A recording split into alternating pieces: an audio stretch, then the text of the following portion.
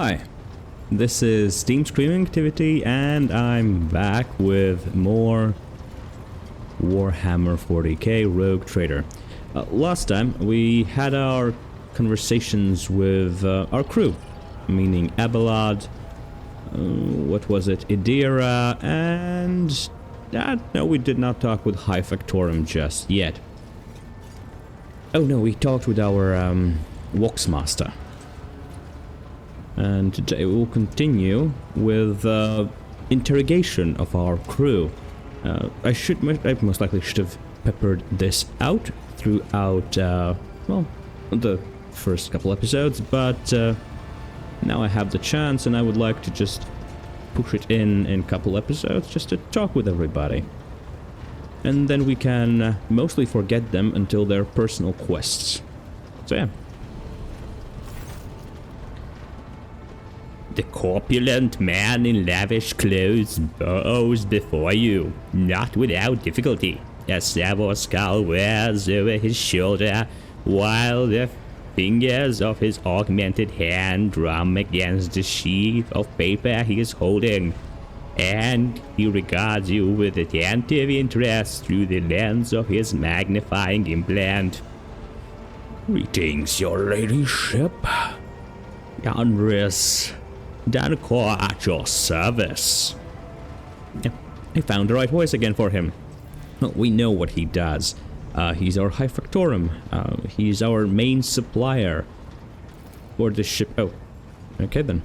As High Factorum, my duties encompass anything that might enrich you and your protectorate. I see to it that suppliers deliver all shipments on time and your partners do not weasel out of their promises, and that all servants remember that the Emperor's grace can only be earned through toil for the good of the Van Valencia's dynasty. I also make arrangements to ensure that our holds receives less than thorough inspections by port customs officers, and I find buyers for whatever you wish to sell. How did you come to serve the Von Valencia's dynasty? I come from Dagonis, your ladyship. I have been a subject of your dynasty since birth, and have always strived to be of use to the great rogue trader. Alas, it was not my fate to be the primary heir of my own family, due to my being 15th in line for the title, so I decided not to stand in the way of those behind me in case they attempted to shorten the waiting list at my expense. Janris lets out almost kindly chuckle, while my brothers and sisters schemed against one another. I studied the exact sciences and mastered bookkeeping, the greatest art of adeptus administratum. I must admit that the accumulation of wealth, something one can control, is far more exciting than hunting, carousing, and other traditional amusements of my noble peers. What was it like working with Theodora? Oh, now that's a tricky question, your ladyship. Do you ask it of everyone knowing they risk losing their head should they let slip a careless remark about your predecessor? I shall put it thus. Working with Lady Theodora was never boring and always profitable. The Imperium has billions of subjects, but very few do what they love and what they are best suited to. I would say Lady Theodora was one of the fortunate ones. She was a model rogue trader, and she surrounded herself with those who excelled at loved their work. Hers was a rare talent indeed. I wish to know what you think of your fellow crew members. Keeping tabs on your subordinates, a wise move. Tell me who interests you, and I'll endeavor to be honest as possible. Janris' eyes light up. He's obviously eager to speak his mind.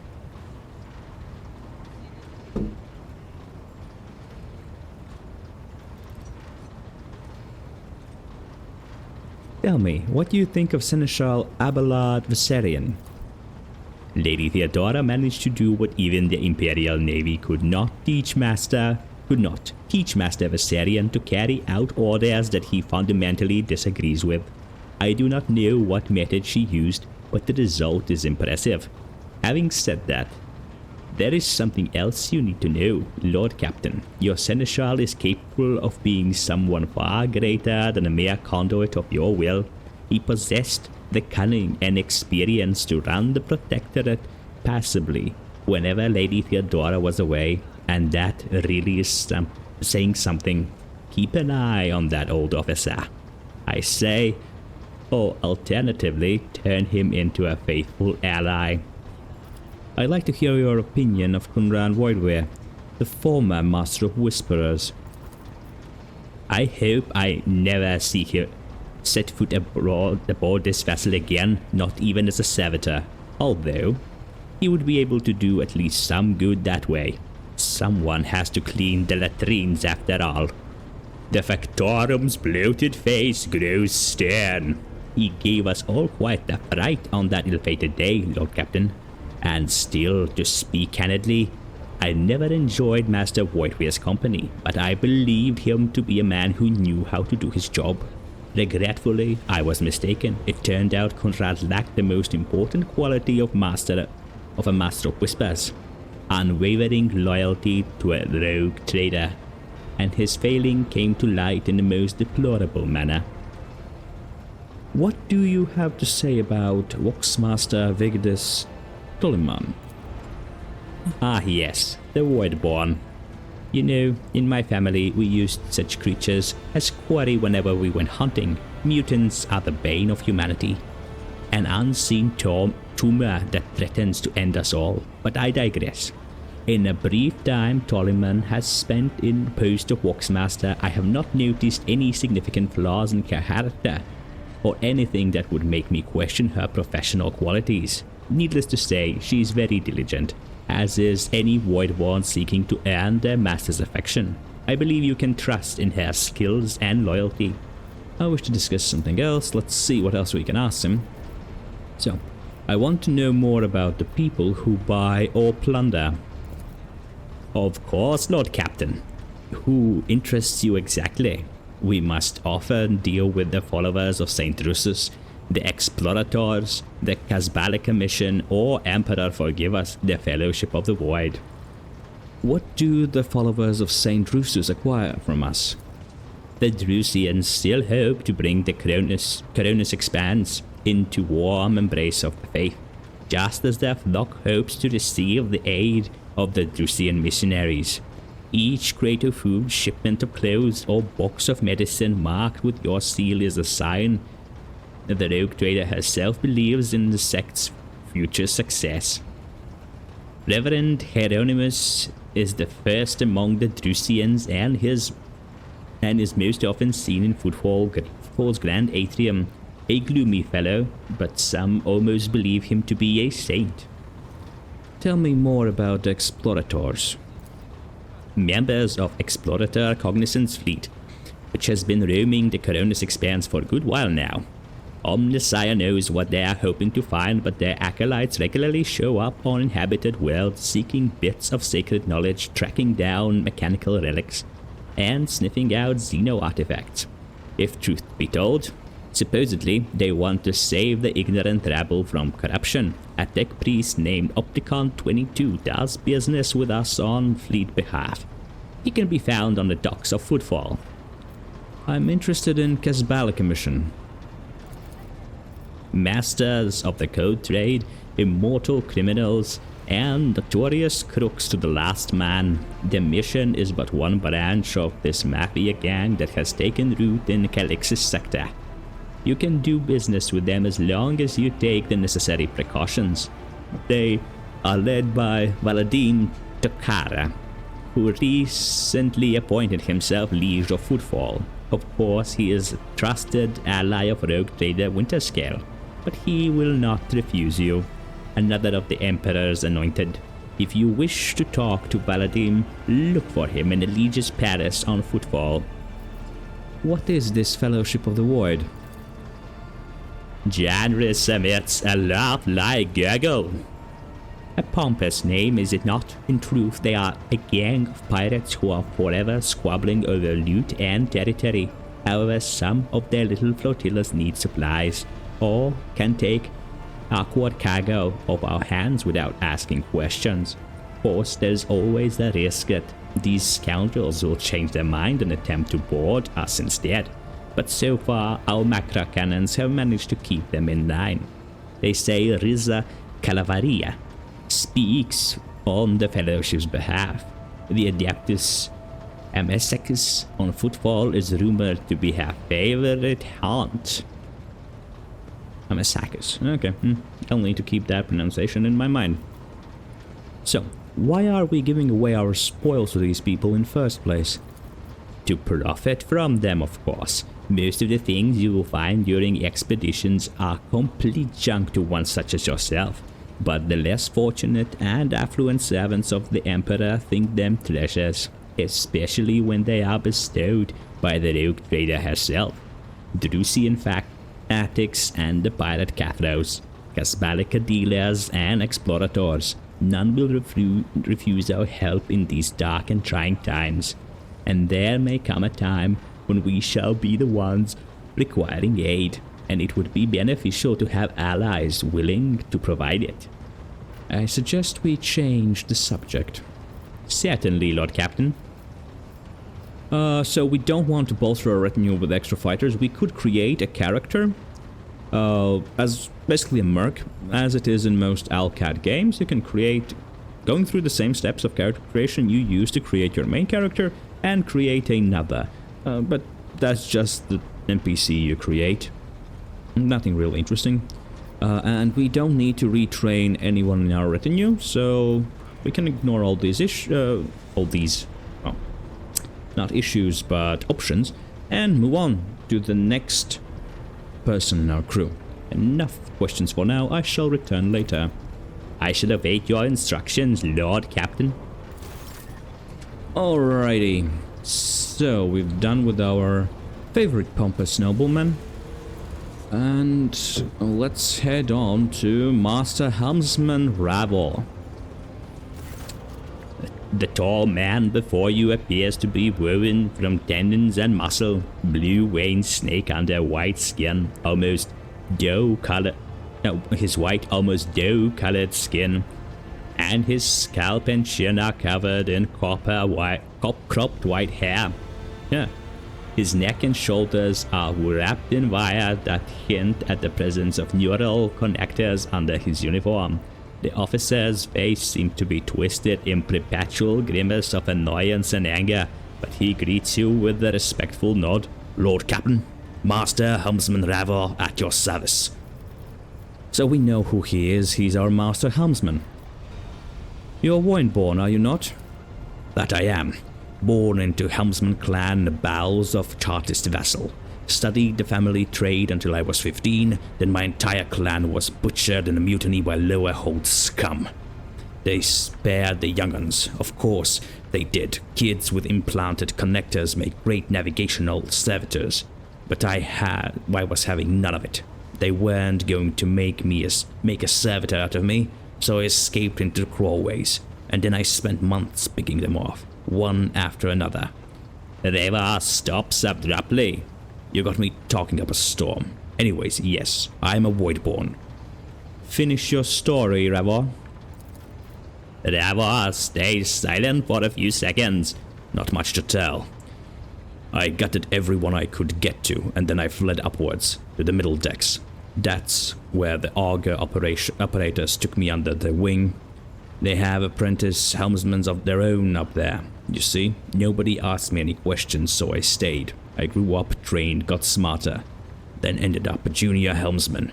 A dozen years later, Danrok spotted me and lured me away. The cheeky blighter. So, tell me about Voidborn. Ravor winces and rubs his temple. Lord Captain, I meant no disrespect, but you do better to find someone with knack for conversation, like Tolman, the new Walksmaster. I ain't the talking type. Just get the ship where she needs to go. Best let folks stick to what they do best. Fair enough. What can you tell me about the other officers? Good-for-nothing wasters, that's what they are. Each and every one. That Janris Danrok, the highborn weasel, he fawns over the officers, but some of the deals he makes would get him burned alive. He drags other people into his schemes so they can take a fall for him too. One of my junior helmsmen was ferrying goods from Footfall for him, got caught by the Seneschal and ended up in a void hatch. Danrok couldn't care less. The Voxmaster, another Tolman, like the last one void rest him, is no better. She cut off half the Vox channels the day she took up her post. Said Vox systems were damaged and the Engineering had contact with other modules, and the Engineering had no contact with other modules. But how am I supposed to steer the ship? Collect the COGS reports with the power of my mind? First Officer Viserion, I can't stand him. Like every Navy officer I've ever met, he doesn't know a thing about controlling a vessel in the void, but he puffs himself up all the same and throws his weight around. Me and him had to have words a few times before he left me alone. Thank the Emperor Lady Theodora trusted me more than Seneschal when it comes to helming a void ship. Then there's that woman, what's her name? Class? Lady Theodora brought her along wherever she went, and look what happened to her. I wouldn't be surprised if it turns out it was that witch that delivered her to an early grave, just like countless souls before. I don't see why anyone would want that walking calamity on the ship, but some would disagree. They say she's friends with young Tolman, who you know, or at least she used to be. An exhaustive answer. Ain't got better one, Lord Captain. I must take my leave. Lord Captain. Ravor acknowledges you with a nod and turns away. Yeah, so he's more of a, man who likes to talk about the deal, meaning steering a void ship out of trouble. Now then, here is Argenta. Greetings. So we will get from her information about Adeptus Sororitas, and most of her dialogue is voice acted. Thank the gods. Gladly. There are none more faithful to the God Emperor than my sisters. We fight against his enemies by the will of the Holy Ecclesiarchy. I beg your pardon, rogue trader. Here I am talking about what every lesser noble in the Imperium knows. So what exactly are you interested in hearing about? I like this because while she's talking, I can safely sip tea. So, they say that Adeptus Sororitas are the fiercest in their faith among the warriors of the Imperium. Is it true? It is.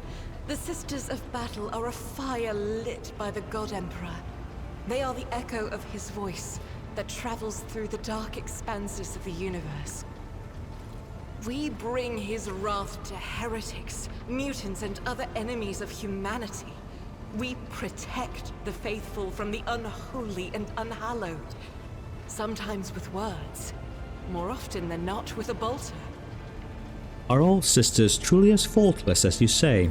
Even the novices of the Adeptus Sororitas are drawn from among the most worthy. Those who have taken the vows and become a full-fledged sister are the best of the best, tested by trials of body and spirit. Yes, there have been cases when a sister stumbled or showed weakness, but do not expect to hear a story of depravity or downfall from me. Each such occurrence is a great tragedy for us all. Light cannot bear the smallest speck of darkness within. And thus those who have trespassed or shown weakness of spirit are given a chance at redemption. They are called Sisters Repentia, and may the enemy tremble before her, for nothing can stop a sister of battle who yearns to be cleansed of fault and weakness. Wearing nothing but robes, no armor, eviscerator in hand, those sisters who have once faltered find repentance on the battlefield. Their lives are seldom long, but a death in the name of purgation is a better fate than to live with a shadow in one's soul. What order are you from? Once I had completed my novitiate, I was sent to the Calixian branch of the Order of Our Martyred Lady, assigned to the Order's Pronatus. The Order's mission is vital and noble. The Sisters Pronatus protect great relics of the Imperium. We guard them, preserve them, escort them when they are brought onto the battlefield or presented for pilgrims to venerate. And we seek out the relics that have been lost. Neither a coven of heretics nor the most wicked death world can deter Sisters Pronatus when their goal is to return a piece of the great legacy of the Imperium into the hands of the faithful. Yeah, battle nuns, all of them. You said you belong to Calixian branch of your order. What brought you to Coronis Expanse? The Order sent me to Footfall. My undertaking was to assist the local priesthood of Drusians in caring for a sacred reliquary that had been there since the time of Parson Mr. Wayne, the station's founder. Are there any other members of Adeptus Sororitas in the Coronis Expanse? None that I'm aware of, but the Sisterhood's orders are many, and can operate independently of one another, sending their sisters wherever their presence is needed as deemed by the Ecclesiarchy. Perhaps somewhere in the Lord Inquisitor's retinue, may his path be blessed, my sisters perform their duty as we speak. I wish it were so. Even a single evening spent in joint prayer and training would bring me joy. Honestly, it would be weird to see Sister Battle in Inquisitor's company, because Inquisitors usually handle heretical objects and, well, they do not always destroy them. And that would mean that the sister would have to put a bullet in the Inquisitor. So, I have no more questions about the sisterhood. Should any more arise, keeping them to yourself would be imprudent. It is a virtue to take an interest in holiness. Tell me about yourself. About me? I am the Emperor's daughter and his servant. What else is there to tell about me? Fair enough, so she does not want to talk about herself. How did you end up on Theodora's ship? I first came here when I found myself in need of passage from Footfall to a remote planet. But I imagine what interests you is not that first journey, but rather what brought me aboard prior to the pirate attack. That story is complicated. It just so happened that She stopped short. I made a mistake. In a moment of laxity, I was ambushed by the accursed followers of the archenemy. I was badly wounded. Lady Theodora came to my aid and brought me aboard her ship, while her crew attended to me in my weakened state. It all happened not too long ago. I'd barely recovered from my wounds when the pirates struck. Truly, the servants of evil know no rest. There is no place where we can be safe from their machinations. What happened to the people who wounded you? Did Theodora's men eliminate them? Sadly, they did not. Lady Theodora was in a hurry and chose not to stay on the planet. Her people took me to a ship while I was unconscious, and when I came to my senses, we were already flying away. How I pray to come face to face with those heretics once more. And it's bound to happen someday. You mentioned making a mistake. It happens even to the best of us. My mistakes are my burden to bear. I'll find a way to atone for them. Where did this happen? On one of the recently discovered planets in the Expanse. No one suspected that it had already been tainted by the filth of heresy. Had I known it beforehand, of course I would have been on my guard. What could go on what would go to the planet and deal... No, sure. I'm reading complete gibberish. We could go to that planet and deal with the Chaos Worshippers. The path to that planet was lost.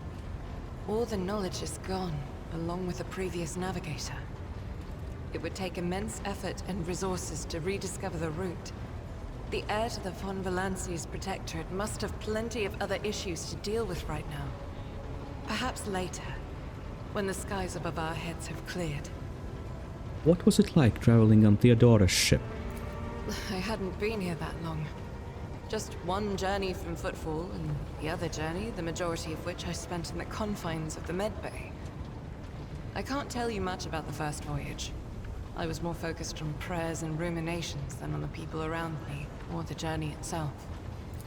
During the last journey, Seneschal Viserion stood out for me.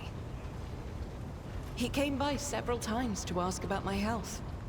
He's an honorable man and a loyal servant of the Imperium. I think he is as meticulous in his inspections of the logistics systems as he is in his inquiries about the health of the occasional sister of battle aboard the ship. I really like the voice acting when they have it, but for the most part, sadly, they do not. I guess it's understandable, because of the scale of the game, but still. But not all of Theodora's people have earned my trust. You know who I'm talking about. There is no place for Adira Tlas among the God Emperor's faithful. I'm surprised she wasn't in league with the pirates. And I'm equally surprised by how deep heresy and treason run in this place. I'm glad we all made it through that dark hour. May the day that follows be bright. I don't have any more questions. Thank you. As you wish. Oh, what is it that keeps you in my retinue? This ship was targeted by heretical pirates, which means that my presence here and the assistance I provide to you are my sacred duty. Sooner or later, I will likely have to return to Footfall to protect its reliquary. But for now, I wish to remain a part of the Rogue Trader's crew. Yeah, here I won't go with the most dogmatic option, so I enjoy your company, Argenta. I hope that you remain in the crew and that this ship becomes your home. Those are very courteous words, Rogue Trader. Thank you, both for your words and your hospitality. She gives you another somewhat puzzled look. Thank you for this conversation. Until next time. And then the last one of our crew that we have not spoken to just yet is Cassia, our navigator. Words cannot describe how boring the bridge is without our stimulating conversations. Alright, so, the usual questions. Tell me about yourself. I am a part of House Orsellio, an ancient dynasty of the Navis Nobilite. Since time immemorial, our family has served to advance knowledge, pushing at the boundaries of the dark unknown. The Starway Atlas contains 2,843 routes that chart the sectors of the Segmentum Obscurus and reach all the way from the Coronis Expanse to Holy Terra, and uniting the Imperium's thousands of worlds. House Orsellio is bound by commercial pacts to houses Galeatis, Ortina, Drotus, and... There is a dark blue knot tightening on your neck, Lord Captain. I can see my reply is not satisfying your thirst for knowledge. What is it you desire to hear exactly? Sorry, Cassia, but I would like to know more about you personally, not your family. You wish to know about me? I suppose I can help you with that. What would you like to know? So you never lived anywhere other than Yurak 5? Hardly. According to the chronicles of the house, I was born on one of the Orsellio worlds. Oh, what was it? Please forgive me, Lord Captain. My childhood memories are too vague. Sometimes I dream about the colorful birds that built their nests in the garden, or the servants dressed in purple livery, or the blue fog that rolled over the lowlands behind the palace. But everything is covered in a rosy haze. Perhaps it is my imagination, not my memory, that is painting these pictures. Tell me about your life on the station. My stay on the station was wholly dedicated to preparing me for my future duty. Astromancy, astrography, numerology, the histories of my house and the Imperium, as well as other disciplines. For many years, dozens of instructors tirelessly prepared me for my destiny. And once a year, Great Regent Argenta would come to the station. He would entrust his beautiful vessel to my command, so that I could master the practical aspects of our art as well. You have friends, someone you could turn to for a simple conversation, not a discussion of yet another lecture. The Regent gave me a bird from a sunlit planet once. I tried to befriend it and make it sing, but for some reason, it refused and died soon after. The instructors were too respectful of my duty to my house to waste precious time on idle chatter. Aside from them, there were only servants on the station, and you know they have their vocal cords removed, so they cannot break their vow of silence. And since the subject has been breached, Lord Captain, why do you not follow this honored tradition? Your decks are so garish. Apologies, I meant noisy. The rabble don't just chatter. Sometimes they shout and even sing. Why do you allow such a lack of restraint? Rogue traders are highborn, are they not?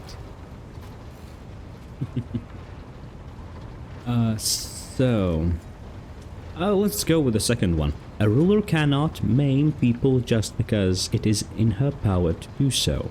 On the contrary, it is the duty of every ruler to look after her subjects. Your words sound amazingly blasphemous. If a ruler's duty dictates the need for violence, would dispensing it not be their responsibility? I will contemplate your answer in solitude. Your third eye. Do you always conceal it? The Navigator's open eye is baneful to whoever the warp's ruinous shine falls upon, and therefore it is the symbol of our power. We are the guiding stars of humanity, found worthy of an uncommon gift, and one of the duties that we bear is to guard our eye, even from wayward glances that may bear evil. Besides, I am aware that lesser servants of the Imperium may find our appearance repulsive. The Navigator gene twists the features the rabble are used to seeing, and the magnificence of our role cannot be grasped by their feeble minds. Oh, fair enough. You do not look repulsive, Cassia. Perhaps my appearance does not terrify you right now, but this will not always be so. The Navigator gene is unstable. My body is going to change over time. And only the God Emperor knows exactly how. In genuine terror, Cassia presses fingers to her lips as if belatedly trying to stop the words from tumbling out. What does it feel like to guide the vessel through the warp? It may be difficult to describe. You see, every navigator perceives the warp differently. My mentor, Great Regent Argenta, always described his travels through the Immaterium as a journey through a vast wood with countless paths. And I, assisting him in the first voyages, futilely tried to follow his example. But the wood would not reveal itself to me. But everything changed when I found my own key to this mystery. You see, I've always brightened up my rare moments of leisure time by painting. You may recall there was a workshop in my chambers. As soon as I imagined the warp as a blank canvas, an indescribable feeling came over me. I moved the brush, going deeper and deeper into my own painting. Visions were hidden within the vibrant colors of my palette, and something inside me knew which should be brought out and which should be left behind. I woke up several days later, after the voyage was safely complete. I noticed that your love for painting is reflected in your speech as well. You associate so many images with hues and colors. The Emperor graced me with a gift. I can see inner life in addition to the mundane. You cannot know that a fruit has rotten from the inside until a blade slices it in two. I can see the rot from far away. It roils like swamp mud, oozing through the bright peel. Anger and boredom, sadness and joy. Everything that people shut away inside themselves is revealed to me like colors on the canvas of my world. Why don't we talk about something else? You will hear no objection from me, Lord Captain. Tell me about House Orsellio. As the only voice of our family on this vessel, it is an honor. As long as your questions are courteous, I will answer every one of them. I take it House Orsellio has a rich history. Oh, yes. The navigators of the house came to the Coronis Expanse fairly recently, a mere 208 years ago. Before that, our ancestors expanded the borders of humankind's dominion for the glory of the Emperor, blazing trails to different corners of the galaxy. Who rules the house? Just as a rogue trader stands at the head of a protectorate, a Novator heads a navigator house. It is the Novator who decides where to look for alliances and which path their bloodline is destined to tread.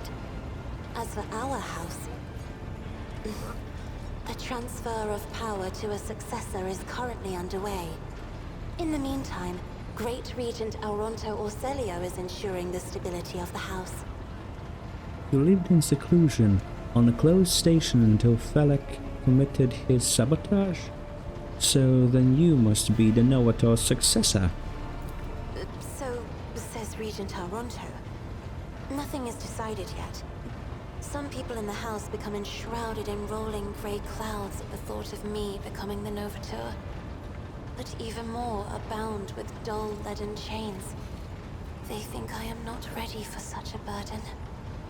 With your permission, I would like to talk about something else. By all means. What does your special sight reveal? Sister Argenta shines like a guiding star, inspiring resolve in those around her, seemingly inexplicably.